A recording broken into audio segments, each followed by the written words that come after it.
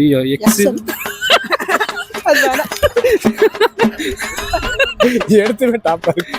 கணவன் சாத்தியமில்லாத ஒண்ணு. கணவன் எனக்கு வராது. தம்பி பேர் பால்பாண்டி, என் பேர் சுந்தரபாண்டி. நான் 2 பேரும் ஒற்றுமையா இருப்பேன். என்னைக்குமே சண்டைக்கே கண்டிக்கிறது இல்லை. எக்ஸ பத்தி சொல்லனா ஒன்றும் இல்லை, அவன் எங்கே இருந்தாலும் நல்லா இருக்கட்டும், அவ்வளோதான். Welcome to great Kirikalan magic show. அதில் நீங்கள் ஒரு சீட் எடுத்து அதில் யார் வராங்களோ அவங்கள பற்றி சின்னதாக 2 விஷயம் சொன்னால் போதும். இன்னைக்கு என்னெல்லாம் பண்ண போறாரோ. சரி. யார் வந்து கணவன் சாத்தியமில்லாத ஒண்ணு. கணவன் எனக்கு வராது. ஃபர்ஸ்ட் சரி ஓகே, உங்கள் மனைவியை பற்றி நீங்கள் சொல்லுங்கள். அப்போ மனைவி பத்தி, என்னுடைய மனைவி வந்து எனக்கு ஒரு தாய் மாதிரி. என் மகாராணி, அவ என் தேவதை, அவ என் உசுறு. ரொம்ப யாரை பிடிக்குமோ அவங்களை பற்றி சொல்லுங்கள். ரொம்ப யாரும் பிடிக்குன்னா என் மனைவி தான் ரொம்ப சந்தோஷமா இருக்கு. எதுக்காக ரொம்ப பிடிக்கும் உங்களை? ரொம்ப பிடிக்குன்னா என்னுடைய அன்புக்கு கட்டுப்பட்டு அழகா நாங்க சொல்ற மாரி குடும்பத்தை வாழ்க்கை பண்றாங்க. அது ரொம்ப சந்தோஷமா இருக்குது எனக்கு. ஒர்க்குக்கு எல்லாத்தையும் சப்போர்ட் பண்ணுவாங்க. என்ன ஒரு அது லாபமானாலும் நஷ்டமானாலும் சமாளிச்சிருவாங்க. அதை டிஸ்டர்ப் பண்ண மாட்டாங்க. அடுத்த ஸ்டெப்பு ஜெயிக்கிற கழிப்பாரு அப்படின்னு பேசுவாங்க. என்னல் பாதி இல்லை, என்னையே நான் பார்க்கணும்னு நினச்சிக்கலாம். எத்தனை வருஷம் அதுக்கெல்லாம் இன்னைக்கு கல்யாணம் ஆகி ஒரு 4 வருஷம் ஆகுது.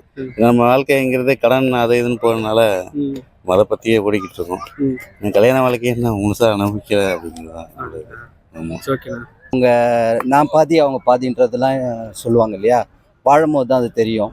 இப்போ ஒரு விஷயம் சொல்ல உங்கள் ஒய்ஃபுக்கு என்ன சொல்லுவீங்க? என் மனைவி வந்து 7 ஜென்மம் ஒன்றா பிறகுன்னு ஆசைப்பட்றேன். எப்பயும் மனைவியே அமையன்னு நினைக்கிறேன்.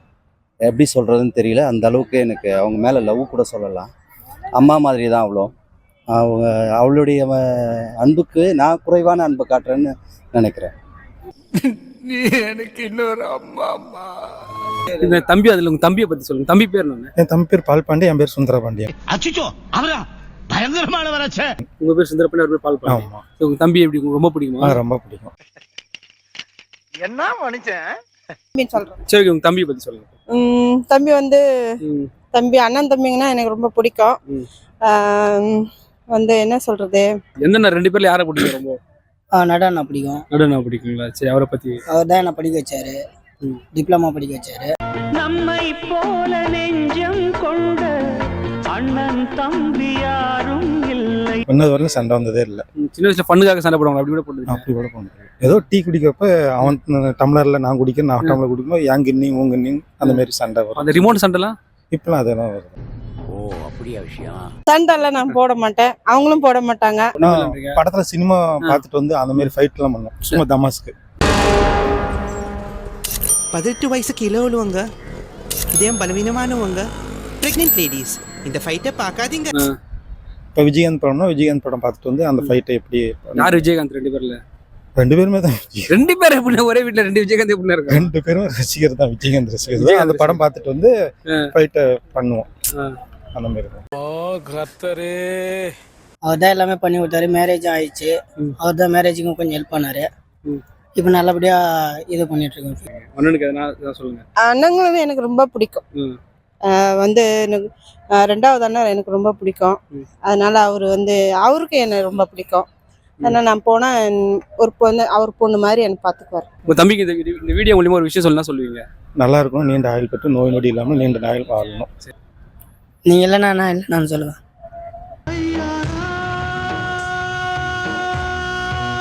எக்ஸ்னு வந்திருக்கு. எக்ஸ் இருக்காங்களா உங்களுக்கு?